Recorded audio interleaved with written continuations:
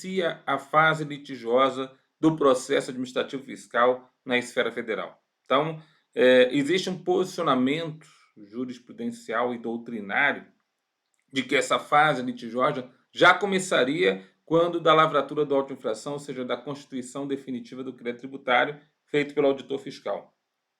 Mas uma outra parcela, né, de jurisprudência e também de doutrina aceita a situação de que o contencioso não é quando o fiscal lavra o auto de infração, mas sim quando o contribuinte não aceita aquela acusação fiscal e entra com a sua impugnação, que seria a sua defesa na primeira instância.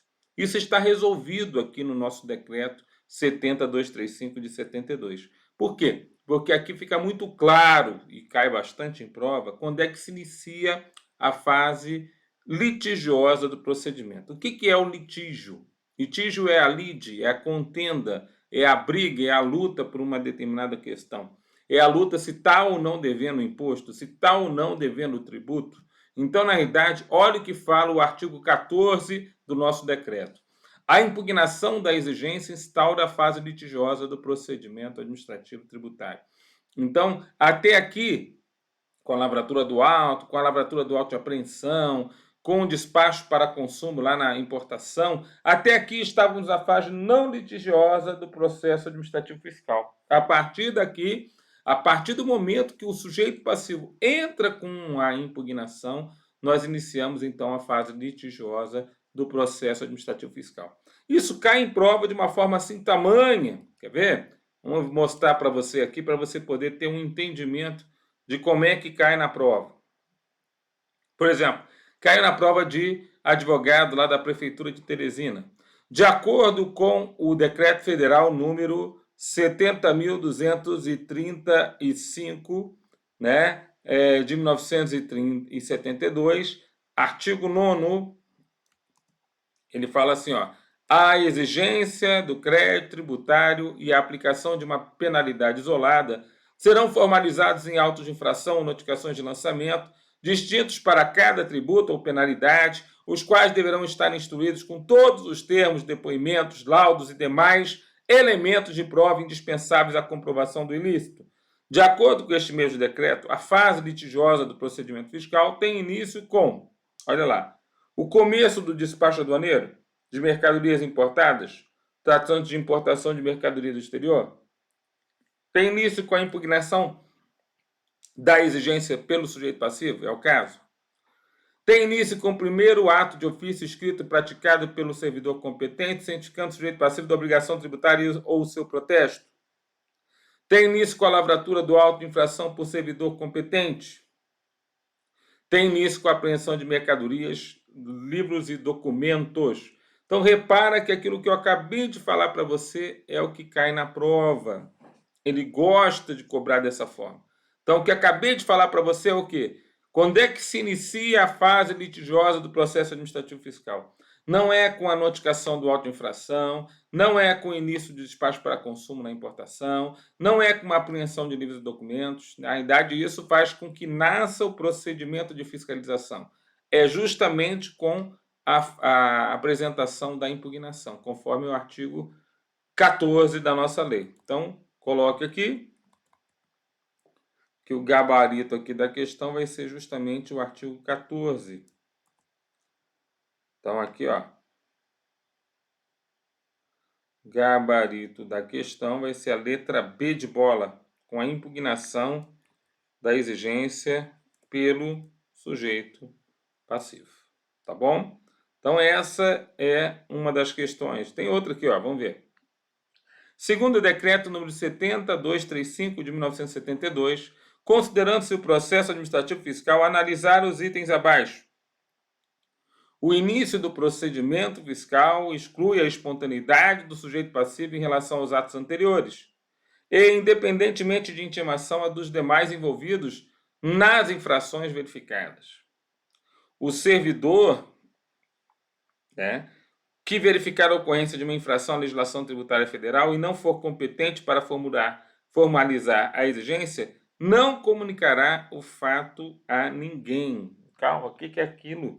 Nós temos a figura da representação. Você lembra da representação? Quer dizer, se você, servidor, descobrir que está acontecendo alguma coisa errada, né, você vai lá e faz uma representação para a autoridade competente, não é verdade? Então, essa representação é a representação circunstanciada ao seu chefe imediato. Então, isso aqui vai fazer parte da nossa resposta, né? Então, aqui no caso, vamos colocar aqui, ó, que o artigo 12 fala: o servidor que verificar a ocorrência de uma infração à legislação tributária federal e não for o competente para formalizar a exigência, ou seja, lavrar o auto de infração, vai comunicar o fato em representação circunstanciada ao seu chefe imediato, que vai adotar as providências necessárias. Então, esse item aqui 2 está falso, né? O início do procedimento exclui a espontaneidade do sujeito passivo. Então, o início do procedimento é verdade, exclui a espontaneidade do sujeito passivo em relação aos atos anteriores, independentemente de intimação a dos demais envolvidos nas infrações verificadas. E aí, professor, será que é necessário uma intimação para que os demais envolvidos nas infrações verificadas também venham a ser cobrados ali a respeito daquela situação, né? Então, isso está lá no nosso artigo 7º, parágrafo 1º. Então, isso aqui é verdadeiro, artigo 7º, parágrafo 1º. Então, coloque aí que a alternativa gabarito correta é somente a 1 está correto. A alternativa, a letra B de bola. Tá bom? Outra questão que caiu na prova: procurador da Fazenda Nacional. No decreto 70.235, a palavra representação é utilizada no sentido de comunicação escrita ao chefe imediato quando o servidor é incompetente para praticar determinado ato. Totalmente correto. Vou colocar aqui como correto, né? Então, vou colocar aqui, ó, sim. E, de novo, aqui o gabarito aqui da questão é o artigo 12. Representar é você falar por escrito ao seu chefe imediato o que está acontecendo de errado ali naquela situação. Tá bom? Fechamos? Bom, no caso de determinação, então é legal porque várias questões de prova caem a respeito do nosso decreto, independente de banca e independente de concurso, né? O decreto está sempre caindo em prova, por isso que é muito interessante você ter aí a informação que nós estamos passando para você. Bom, do procedimento. No caso de uma determinação e exigência de créditos tributários da União, cujo sujeito passivo seja um órgão ou entidade de direito público da administração pública federal, a submissão do litígio à composição extrajudicial pela Advocacia Geral da União é considerada uma reclamação.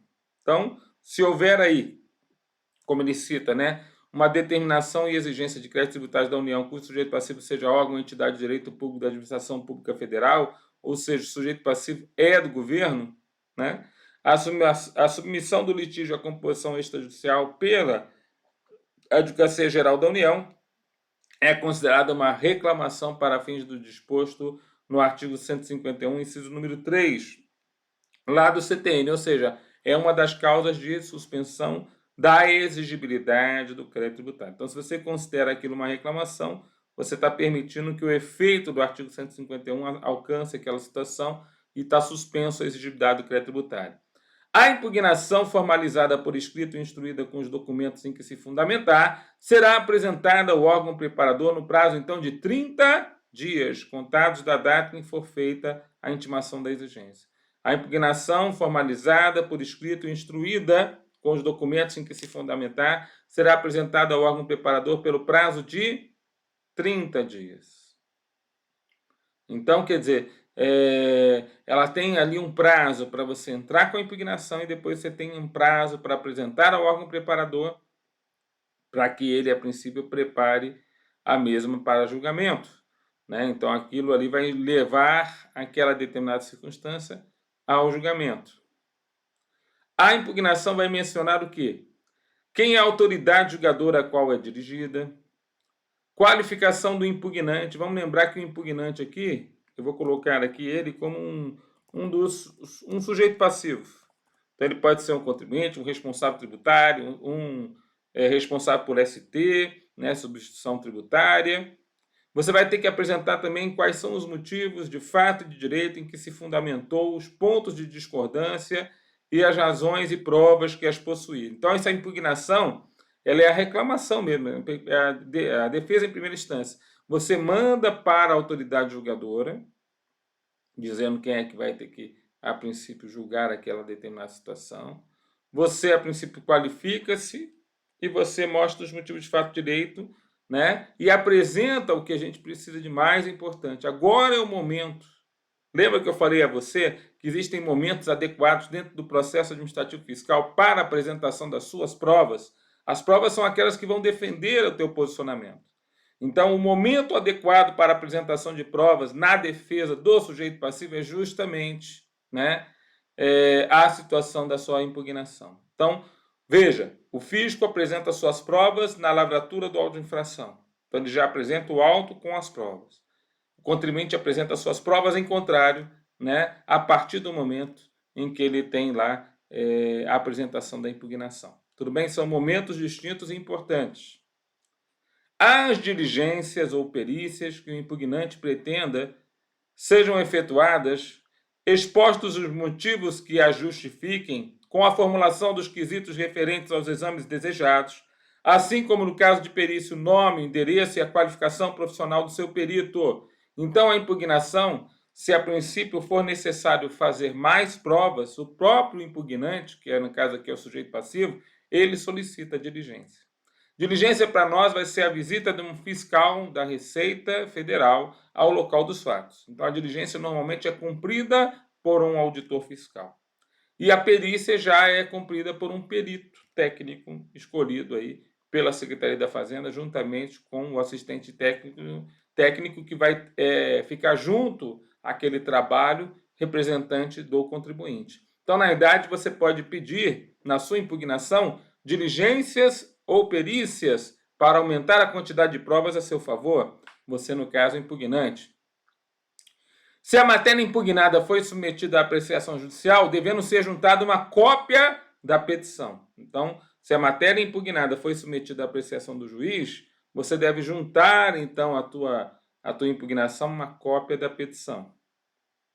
Considerar-se-á não formulado o pedido de diligência ou perícia que deixar de atender a requisitos previstos no inciso 4 do artigo 16. Então, se você não cumprir os requisitos do inciso 4, que é justamente você, a princípio, formular quais são os quesitos que justifiquem aquela necessidade, porque é o seguinte, toda vez que você for fazer uma diligência ou perícia, principalmente a perícia, você precisa colocar quais são as perguntas que você deseja que o perito venha responder.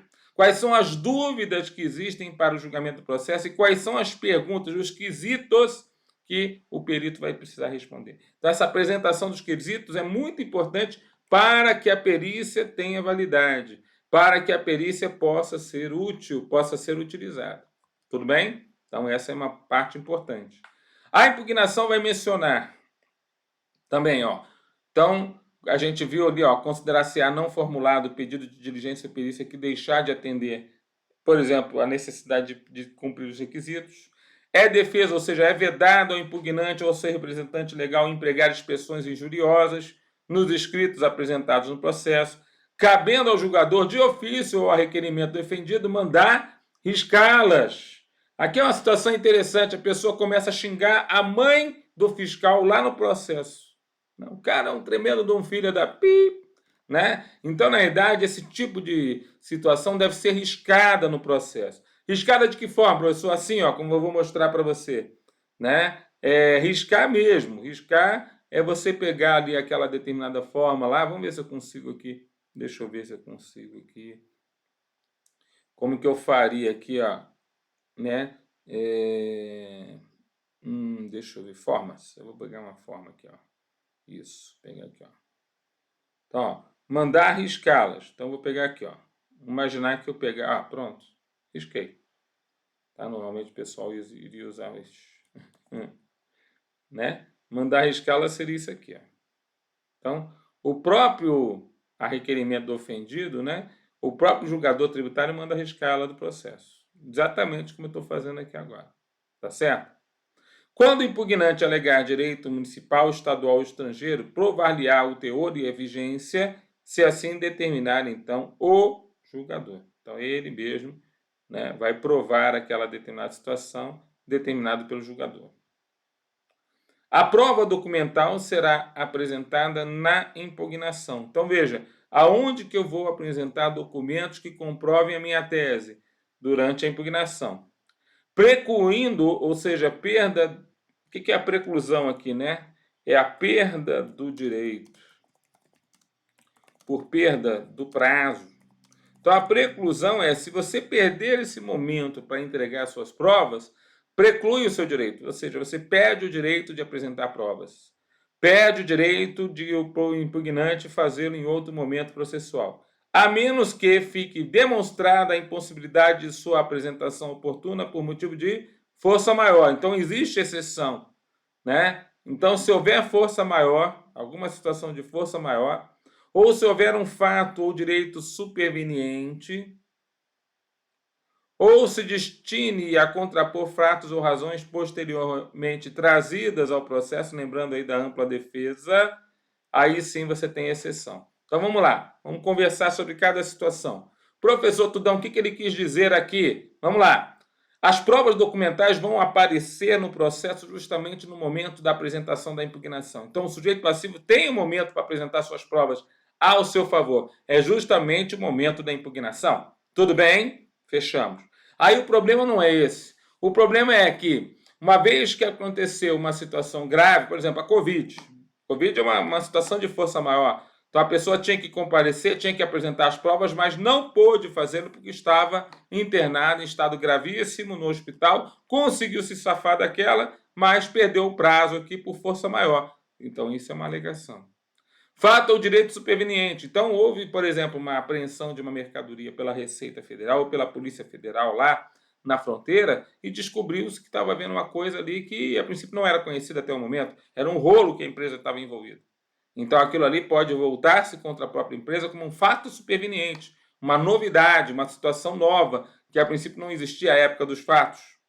E, justamente porque apresenta esse fato superveniente, novas contrafações, novas razões posteriormente trazidas vão ser necessárias para que o contribuinte apresente a ampla defesa. O contribuinte vai ter que, a princípio, utilizar-se dessa situação nova para poder gerar novas provas e, a princípio, ter direito à ampla defesa. A juntada de documentos após a impugnação deverá ser requerida à autoridade julgadora, mediante uma petição que se demonstre com fundamentos a ocorrência de uma das condições previstas nas alíneas do parágrafo anterior. Então, se tem situação relacionada a fatos supervenientes, se tem situação relacionada a força maior, beleza, isso aí tem que ser comprovado, tem que ser pedido, né, pelo impugnante para que aquelas provas possam entrar fora do prazo. Caso já tenha sido proferida a decisão, os documentos apresentados permanecerão nos autos para, se for interposto o recurso, serem apreciados pela autoridade julgadora de segunda instância. Então, se o documento veio fora de época, mas, a princípio, está dentro daquelas determinadas situações, ele vai ser mantido no processo para que, se houver recurso, ele já esteja lá para poder ser utilizado. Tá bom? Vamos fazer uma questão aqui? De acordo com o decreto 70.235 de 1972, a impugnação ao lançamento formulada pelo sujeito passivo poderá ser apresentada oralmente e posteriormente reduzida a termo em obediência ao princípio da celeridade. Olha quanta coisa interessante caiu nessa prova da Cefaz Amapá, né? Então, em nenhum momento a gente está vendo a impugnação como apresentada de forma oral, né? A gente está sempre vendo que a forma utilizada vai ser a forma escrita, tá certo? Então, tomar cuidado, né? O fato de você reduzir a termo aquilo que é falado durante o processo é uma coisa bem interessante. O princípio da celeridade processual realmente acompanha o processo administrativo fiscal, mas nada disso está correto aqui, conforme a gente está vendo. Tudo bem? Então, vamos levar para a prova. O que mais? Deverá apresentar as provas documentais das quais o contribuinte dispuser no momento, restando-lhe assegurado o direito de acostar quaisquer outros documentos em quaisquer fase das fases processuais, né? Então, deverá apresentar as provas documentais das quais o contribuinte dispuser no momento, restando ele assegurar o direito de acostar quaisquer outros documentos em quaisquer das fases processuais. Não é assim essa bagunça, não, viu? Né? Não é assim essa bagunça. Aqui está o erro da questão, quer dizer, não é isso aqui, não. Quer dizer, você tem um momento e as exceções estão previstas na lei, em atendimento ao princípio da ampla defesa e da verdade material. Os princípios existem, mas você tem prazo, senão preclui o teu direito. Deverá manifestar, caso existente, interesse quanto à realização de provas, restando-lhe assegurado, quando da fase de preparação e instrução, apontar pormenorizadamente as diligências ou perícias que pretenda sejam efetuadas, expondo os motivos que a justifiquem. Né? Então, deverá manifestar, caso existente, interesse quanto à realização de provas. Então, restando-lhe assegurado, quando da fase da preparação, né, e instrução, apontar pormenorizadamente as diligências ou perícias que pretenda que sejam efetuadas. É interessante que se fala da diligência ou perícia, né? Mas ele não fala nessa situação dessa situação dos pormenores. Vamos ver aqui, ó. Né? As diligências ou perícias, o impugnante pretende ser efetuado expondo os motivos que a justifiquem com a formulação dos quesitos. Né? É importante formular os quesitos de forma pormenorizada. Então, aqui tem erro também na alternativa letra C. É os quesitos que precisam ser pormenorizados, não as diligências ou perícias. Deverá mencionar a autoridade julgadora a quem é dirigida e como, bem como a qualificação do impugnante. É real, né? Formação correta, o gabarito da questão, alternativa letra D de dado. Deverá promover a impugnação, ainda que genérica, da matéria controvertida, em homenagem aos princípios da eventualidade e do formalismo moderado. Deverá promover a impugnação, ainda que genérica, da matéria controvertida, em homenagem aos princípios da eventualidade, né? Não, a impugnação ela tem que dar os fatos e direito corretamente, não pode ser genérica, né? Quem não sabe do que se defende também não tem como se defender, né? Quer dizer, então não tem o que fazer quando a impugnação seja genérica. Então, o gabarito aqui da questão bem feita, né? Questão que explorou vários itens aqui do nosso decreto, é justamente a alternativa letra D de dados, tá bom? Então, é interessante que uma mesma questão feita pela Fundação Getúlio Vargas trouxe várias informações interessantes. Então, uma questão só, feita pela GV, trouxe várias informações interessantes aqui até o artigo 14, né, sobre a impugnação dentro da nossa legislação tributária. Então, importante. Continuando. Considerar-se-á não impugnada a matéria que não tenha sido expressamente contestada pelo impugnante. Então, numa acusação fiscal, pode ser que o impugnante impugne uma parte e outra não. Ele aceite a outra parte. Então, você diz que isso não foi impugnado.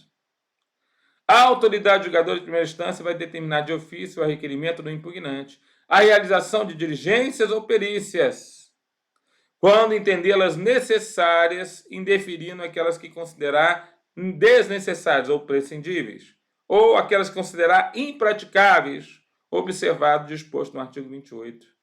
Né? Então, na idade, a gente sabe que tem diligência e perícia que é prescindível e impraticável. Essa não deve ser feita. Né? Então, essas vão ser indeferidas pelo julgador. Deferido o pedido de perícia ou determinada de ofício a sua realização, a autoridade vai designar um servidor para, como perito da União, a ela proceder. Intimará o perito no sujeito passivo a realizar um exame requerido, cabendo a ambos a apresentar os respectivos laudos em prazo em que será fixado um segundo o grau de complexidade dos trabalhos a serem realizados. Então, na idade, você tem um período de perícia, aí um servidor vai ser utilizado como perito da União, né? Vai intimar o perito do sujeito passivo, que normalmente é um assistente técnico, cabendo a ambos apresentar seus laudos. Toda perícia tem um laudo, guarda isso, por favor. Então, o resultado da perícia é um laudo pericial. E esse laudo pericial transforma-se num documento físico que vai, a princípio, participar do processo. Então, o laudo pericial acaba sendo importantíssimo como uma prova dentro do processo. Os prazos para a realização de diligência ou perícia poderão ser prorrogados a juízo da autoridade. Então, às vezes, a diligência ou perícia ela é bem dificultosa, então você vai ser verificado de acordo com aquela situação. Quando em exames posteriores, diligências ou perícias realizados no curso do processo forem verificadas incorreções, omissões ou inexatidões, das quais resultem o agravamento da exigência inicial, inovação ou alteração da fundamentação legal da exigência, será então lavrado um auto de infração e emitida uma notificação de lançamento complementar, devolvendo-se ao sujeito passivo um prazo para impugnação no concernente à matéria que foi modificada. Então veja, quanto a exames posteriores foram realizados, foram verificadas essas incorreções, omissões ou inexatidões, né? Será lavrado um auto de infração e emitida uma notificação de lançamento complementar. Devolve-se, então, ao sujeito passivo um prazo para impugnação no concernente à matéria modificada.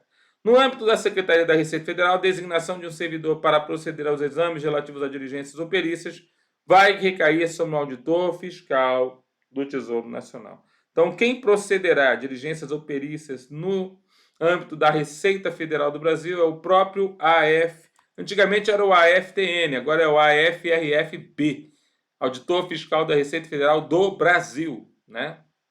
Então vai ser o colega auditor fiscal da Receita Federal do Brasil que vai fazer ali essa situação.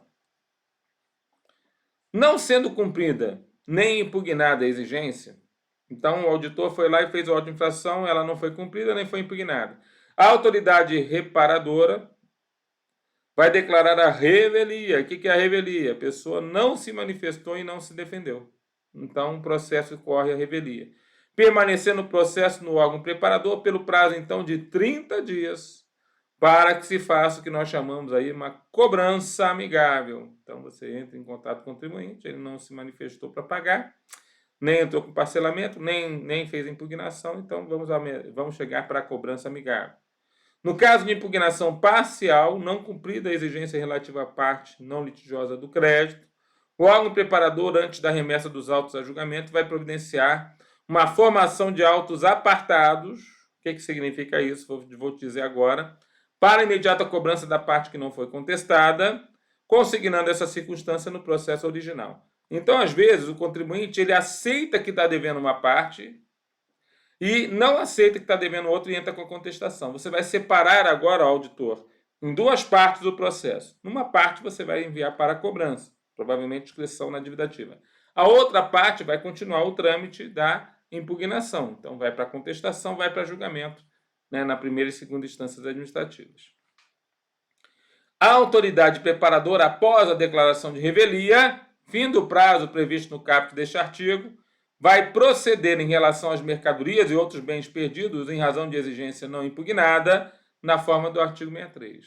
Então, se houver uma declaração de revelia e fim do prazo de 30 dias, então vamos, a princípio, levar aquela determinada cobrança a termo, né, até chegar à inscrição na dívida. Não sendo cumprida ainda nem impugnada a exigência, vamos lá. Parágrafo 3º. Esgotado o prazo de cobrança amigável sem que tenha sido pago o crédito tributário, o órgão preparador vai declarar o sujeito passivo como um devedor remisso. Então, ele não só mais é um devedor, mas é um devedor que não apresentou defesa, então ele é remisso. E vai encaminhar o processo à autoridade competente para promover cobrança executiva. O que é isso aqui, promover cobrança executiva? É a inscrição na dívida ativa. Tá certo? O disposto no parágrafo anterior aplicar-se-á aos casos em que o sujeito passivo não cumprir as condições estabelecidas para a concessão da moratória. O processo, então, vai ser organizado em ordem cronológica, tendo as suas folhas numeradas e rubricadas.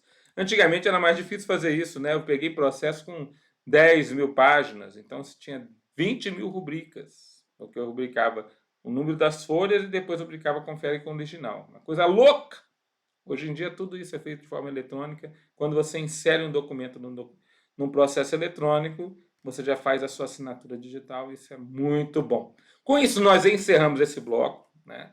Uma aula boa de 30 minutos aqui, com informações importantíssimas a respeito do procedimento administrativo fiscal e do início do contencioso, né? Que é através da apresentação da impugnação, conforme o artigo 14 do Decreto 70.235/72. Fiquem com Deus, bons estudos e até a próxima!